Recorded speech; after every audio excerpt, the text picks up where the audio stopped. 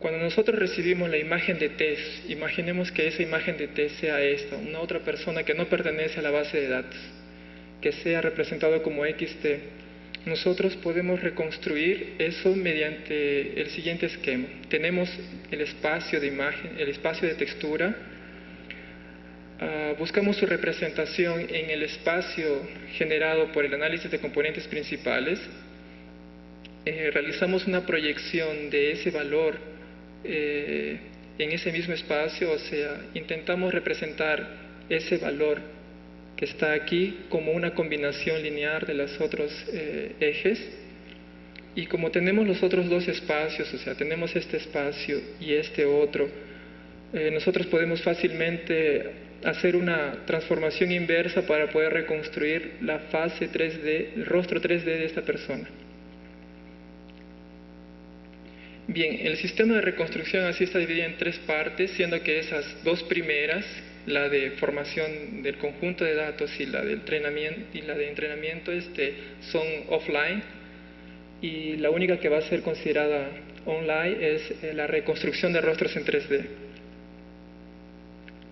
Bien, para el entrenamiento, el dato de entrada o los datos de entrada son normalizados mediante un análisis llamado ProCrasters. Podría ser utilizado otro, pero utilizamos de manera ad hoc ese porque es el más fácil de poder implementar y el que dio buenos resultados.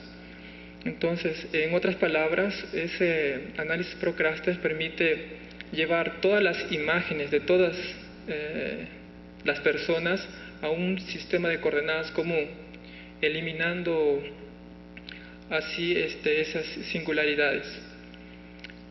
Los datos de textura y geometría son mapeados a la forma promedio del rostro. Así, para crear esos dos espacios, nosotros utilizamos ese análisis de componentes principales, obtenemos una textura promedio, vamos a llamarla de T0, obtenemos una geometría promedio, vamos a llamarla de G0, y sus correspondientes bases ortonormales.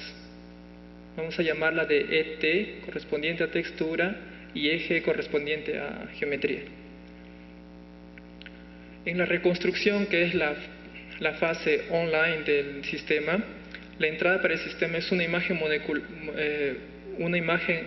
monocular en 2D, o sea, solo una fotografía digital de la persona, al cual hemos aplicado una técnica de ASM multiresolución para poder detectar los 77 puntos característicos.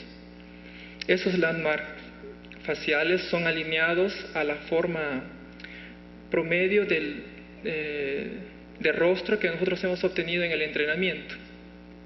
Así, solo voy a explicar de manera bien sucinta y no entra en muchos detalles cómo es realizar esa reconstrucción. Imaginemos que XT sea la textura mapeada y T0 la textura promedio que nosotros hemos obtenido del entrenamiento. Nosotros podemos fácilmente obtener unos coeficientes de textura utilizando esta expresión, donde ET es la matriz de transformación definida por la base ortonormal o obtenida en el entrenamiento. Utilizando esos coeficientes, nosotros podemos tener un otro vector de coeficientes, vamos a llamarlos de SX.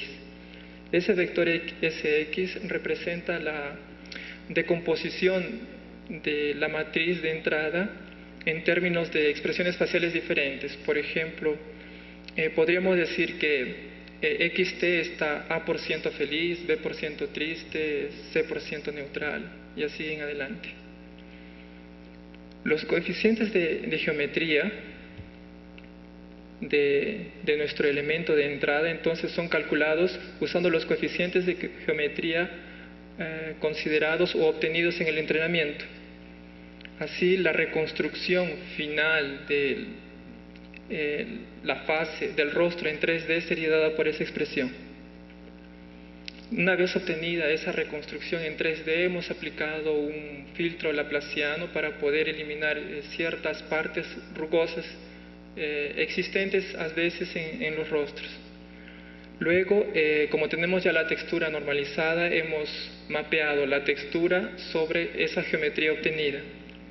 y muchas veces existían áreas en blanco en esa textura mapeada. Entonces hemos utilizado un tipo de interpolación simple para poder rellenar esos posibles huecos y tener un rostro con textura presentable.